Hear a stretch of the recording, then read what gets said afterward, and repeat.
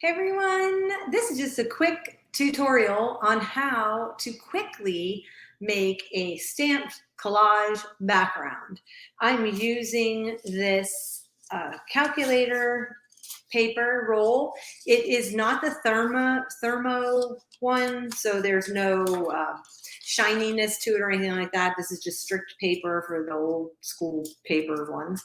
And what I ended up doing was I took my stamps and I created a collage right on a large block. And how I did that, I will show you. I just took my paper tape. So I left it attached because I don't know how long I want to go with this. And then I took my stamp sets and just had fun. So I was pulling different numbers and different pictures and things like that. I believe this collage is called, what's this one called? Field Notes, CMS 396, Stampers Anonymous, Tim Holtz. And I just did my collage right on here. And then by the time I was done, it looked like this. So what I end up doing is I take my block, and I took a clear block because I want to see the paper behind it. And then I lay it over my paper. And then from there, what I do is I take my stamps and I just start to see where my paper is. And I just start to add in it's going to be opposite, right? So I want to figure it out. So I'm going to add in different things. And some of the items you might want to have hanging off. Okay, so I'm going to go with that. And others, you may want to have maybe there and maybe a little lower than that image and have that on the paper.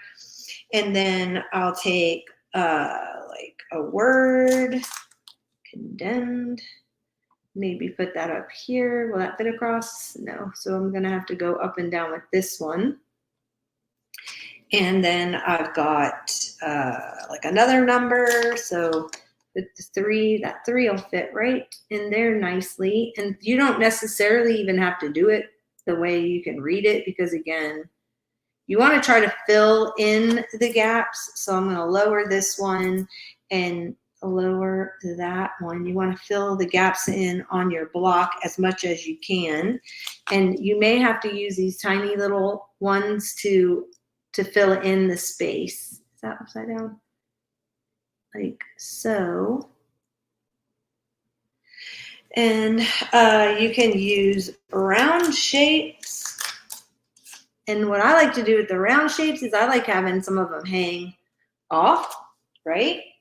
And then let me go to this. And I like to add in a label somewhere. So I may do that up and I may have it partially off.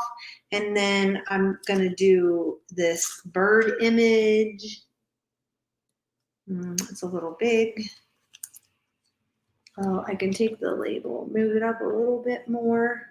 Maybe this, or take the label off.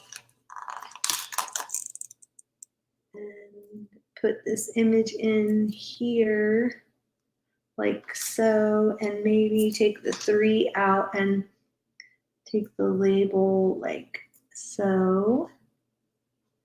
Right, so now we're building this up. And then I'm going to take a number and put that right in there. And is there anything small? Oh, here's one. Figure 1 and 2. And I'm going to add it in this little space, right? Like that. So I've built my collage up onto this block. And then what I'm going to do is I am going to grab a piece of paper. Pardon my reach. Just because I don't want to stamp on my background. That's the only reason I'm doing that.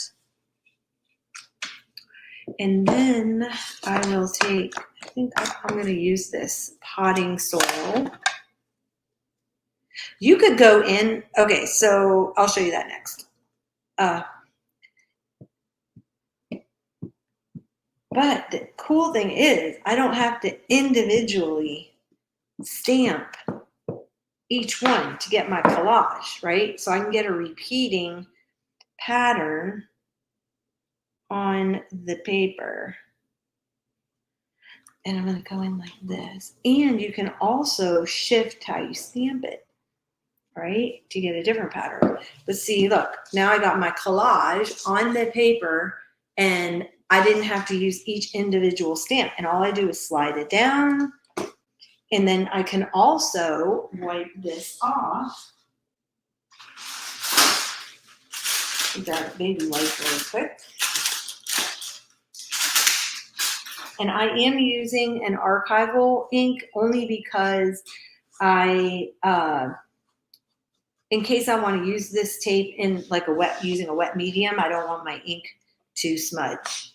And that is why I'm using that. Okay, so now another option is to just go in and I could ink up,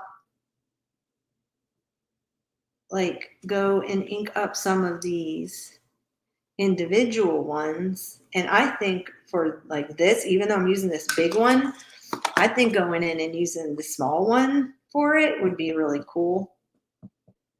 And I'm gonna just hit all of these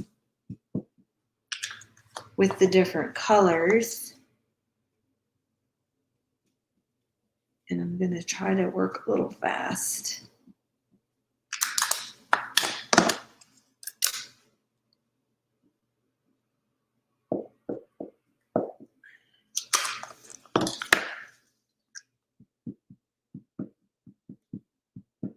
I think I got them all.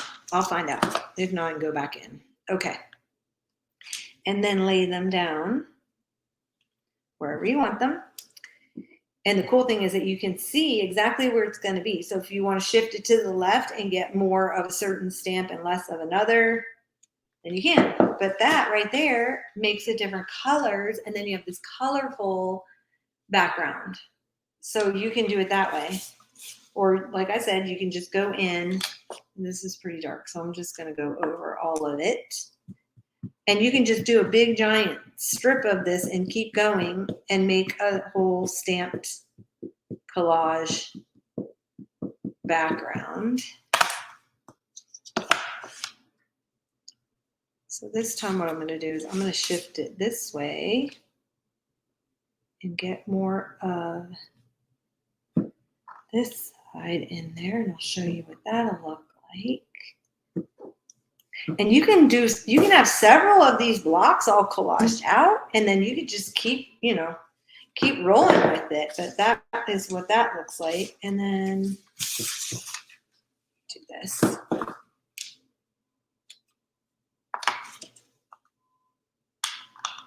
I might do this red one. Let's see. I should have cleaned it. Oh no, this one was cleaned. Do a whole thing of red. This one's called Red Geranium. This is the Wendy Becky line. And again, I'm just gonna put this down. So get out your clear blocks and get stamping. But see how easy that is? Instead, I didn't have to go in with each individual stamp and figure it out. Just do it on an acrylic block, and then you have this awesome paper tape, and you can just, store it and have lots of it. Okay, so thanks, guys. That's my quick tip, and I will be back to see you shortly with more crafting. Have a great day. Bye.